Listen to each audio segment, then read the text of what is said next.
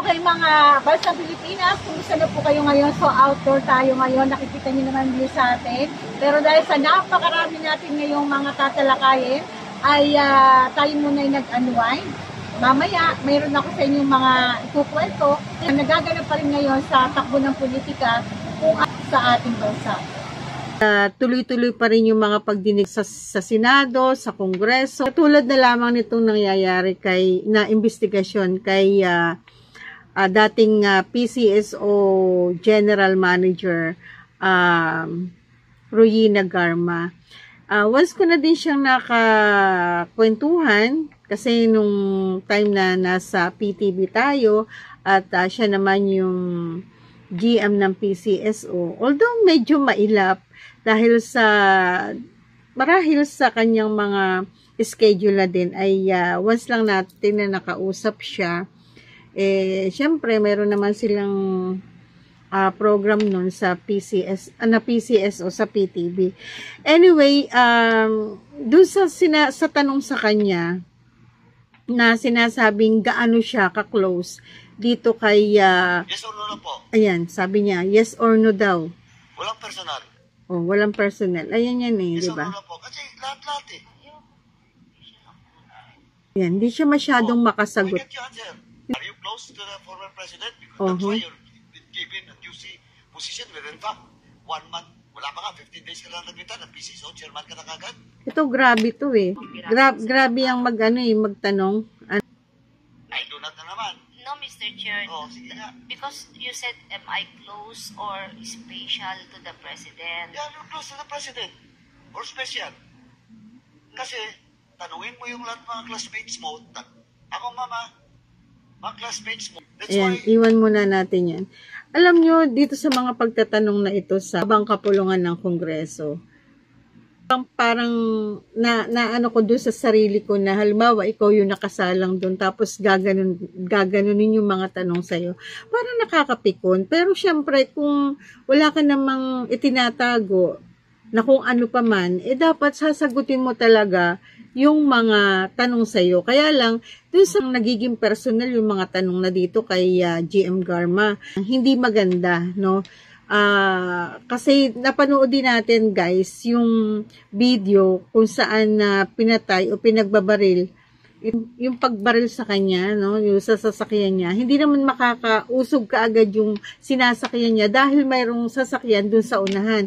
Pero nakadalawang putok pa ulit, ito yung rider. So, dito pa lang sa tayo kasi ay nagbibigay din ng sariling opinion dito sa ating programa at nakikita natin na napapagtagni-tagni natin na talagang may nag-utos na ipapatay ito.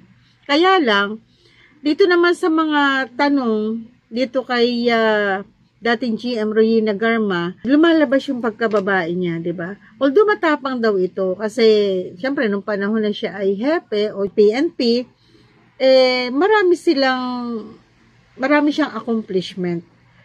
Subalit yung mga sinasabing mga pagpatay, syempre, natatanggihan niya yun at wala naman talagang matibay na ebidensya pa kung sino talaga yung pumatay o nagpapatay dito kay Salbarayuga. At idinidiin dito ay itong si dating PCSO General Manager Rowena Garma. So ito yung balita kasi tingnan nyo. Ang investigasyon sa pagpatay kay retired Police General at Philippine Charity Sweepstakes Office Board Secretary Wesley Barayuga. Ayan. Matapos na isiwalat ni Police Lieutenant Colonel Santi Mendoza sa pagdinig na House Quad Committee noong Biyernes na sila NAPOLCOM Commissioner Edelberto. Nakikita nyo yung nadidinig nyo yung balita. Ang mga utak sa krimen. Gid General Martil, kailangan ng masusing investigasyon sa yan na yung balita, guys. Ayan, ating i-acknowledge naman yung pagbabalita nitong sa TV Patrol. Napanood nyo, diba? Sabi ko naman sa inyo, nakita natin yung, napanood naman natin kung paano talaga pinatay itong si Barayuga. Talagang ito yung gustong malaman ng mga kinaukulan. Ito yung itong itong si PCSO Board Secretary Wesley Barayuga, siya yung pinatay. At ang sinasabi ay ang may kinalaman sa pagpatay dito ay itong si dating General Manager Rowena Garma. Nalulungkot tayo, no, dahil sa hindi natin akalain na masangkot sa ganito itong si dating GM ng PCSO Rowena Garma dito sa pagpatay sa kanilang dating board secretary. At kung tutuusin naman, walang pakialam itong PCSO board secretary, itong si Barayuga, kung ano man yung mga usapin dahil siya ay CORSEC.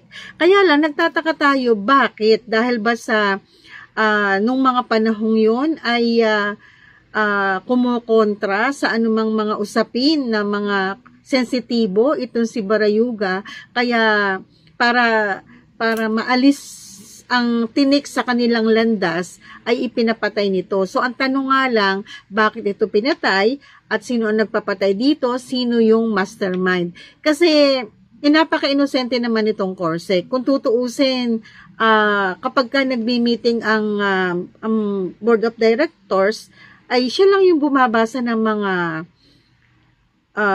kung ano yung agenda. Hindi naman siya nakikihalo sa mga usapin. Pero nagtataka tayo na itong CORSEC na to sa PCSO ay marahil may malaking nalalaman o sabihin na natin na talagang may alam siya at baka ikanta niya kaya natakot kung sino man na nagpapatay dito. Kasi kung tutuusin, kagaya ng sinasabi ko, at yun na may alam din ng mga board of directors saan mang ahensya ng pamahalaan na ang CORSEC kung ano yung gampanin niya, 'di ba? So hindi siya nakikihalo ano pa man dun sa mga pinag-uusapan ng mga board of directors. Pero ang pinagtataka natin, bakit siya ipinapatay? Ano yung malaking dahilan at siya ay ipinapatay? Kung sino man yung nagpapatay, marahil may malaki itong ginawa na labag sa panuntunan o polisiya, or ito ay hindi dapat na mangyari. Baka siya ay nakakaalam, 'di ba? So, bakit hindi din tanungin ang mga board of directors ng PCSO? Alam mo, sa mukha nitong si dating GM Rowena Garma, kita natin, no, yung sobrang haggard na ng mukha niya. Ito pa man din kapag ka nai-stress, ang alam natin, dinudugo talaga siya. Siguro dahil sa tindi na ng stress na nararamdaman niya, pero yun nga lang, ang hindi natin matanggap, totoo ba yung mga paratang sa kanya na mayroong milyones, siya nakatabi, may bahay sa ibang bansa, etc., etc. Pero yung mga personal niya about her love life ay parang masakit din sa kanya yun, 'di ba? Kasi yung dati niyang asawa, parang itinatanggi talaga siya na isa lang yung asawa niya, no? Yung Marilu lang. Siya hindi man lang sinasabi na siya yung aking ex-wife, 'di ba? Pero syempre, dahil sa pulis naman itong si GM Garma, isang colonel, naintindihan niya yung tibay ng dibdib at puso niya kung paano magmatigas, dahil syempre alam niya yung kanyang tungkulin na ginagampanan. Subalit, ang hindi natin alam, nagkaroon ba ng mga hocus-pocus sa lahat ng mga pag-uutos, sa lahat ng mga nangyayari sa loob ng PCSO noong siya ay GM pa.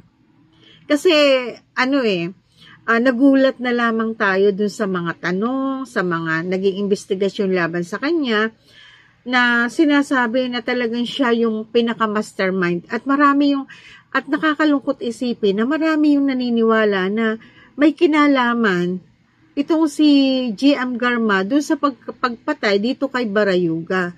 Kaya yun ang dapat na talagang lumitaw kung ano yung totoo, dahil sa isang banda, nakakaawa naman itong si GM Garma kung siya ang gigit-gitin na mastermind dito sa pagpatay, gayong inosente naman siya. Pero kung hindi siya inosente dito at talagang siya yung nagpapatay, dapat mabigyan talaga ng katarungan yung pagpatay naman dito kay Barayuga para doon sa mga kamag-anak naman. 'Di ba? Kasi kung kung tutuusin, takot yung ganitong mga ginagawa ng mga kinauukulan na nasilaw na sa yaman o nasilaw na sa kanilang kapangyarihan at sa mga tinatanggap, sa mga pera nasilaw na, no?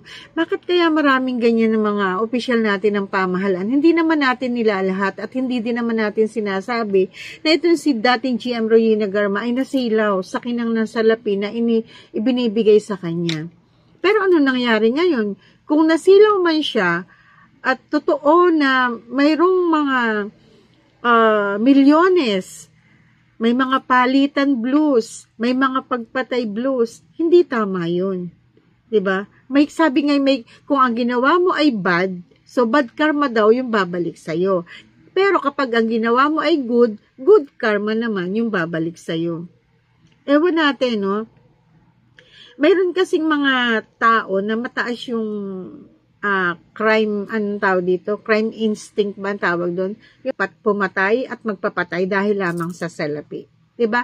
So, nakakahiya naman sa isang banda na, ayan na, nagkakagit-gita na. Sino ba talaga yung responsable dito sa mga naganap na ito? Sabi nga no, isa ko nakakwentuhan na dati ring opisyal ng gobyerno. Sabi niya, grabe naman yung ginagawa no, ng mga pag-iimbestiga. Pero nararapat lamang talaga na ganyan yung mangyari. Dahil sa iba ngayon yung patakaran. Diba? Iba nung panahon ni dating President Rodrigo Duterte, iba yung panahon syempre ngayon. Kaya nga sinasabi na weather lang yan. Yun nga lang, talagang sa pagkakataong ito, yung Quad Committee, no, ay masyado nang sinasabi nilang below the belt yung mga ipinagtatatanong. Doon lang tayo focus kung ano yung issue, kung ano yung dapat, doon lamang, hindi yung kung ano-anong tatanong tapos medyo tatawa-tawa pa kayo. Minsan naman yung tinatanong medyo tatawa-tawa din. Siguro parang naglolokohan na lang ba? No? Na pinapahaba lang yung issue yan. Napakaraming dapat na ayusin pa sa Pilipinas. At ito nga, 'di ba? Nagkaroon na ng filing ng Certificate of Candidacy. So sino-sino ba itong mga ito na uukit na naman na paglilingkod ko no sa ating pamahalaan? Ang iba, hindi naman natin nilalahat. Sinasabi nilang uugit na naman ng tungkulin sa ating bansa. Sino-sino naman itong mga ito? Sila ba'y mga karapat-dapat na gumanap ng tungkulin at magampanan nilang mabuti yung ating tungkulin para sa bayan, hindi po para sa kanilang sarili lamang. Napakarami pa nating gustong talakayin, guys. Kaya lang, wala na tayong oras. Yan mga kababayan, yung mga napakinggan nyo at ating mga nahalaw, sabi nga ay mga ating napag-alaman at patuloy na sinusubaybayan yung mga issue natin dito sa ating bansa Pilipinas. So hanggang dito na lamang po. Ako pa rin po ang inyong lingkod, si Pierre Claveria, kapwa nyo, Pilipino.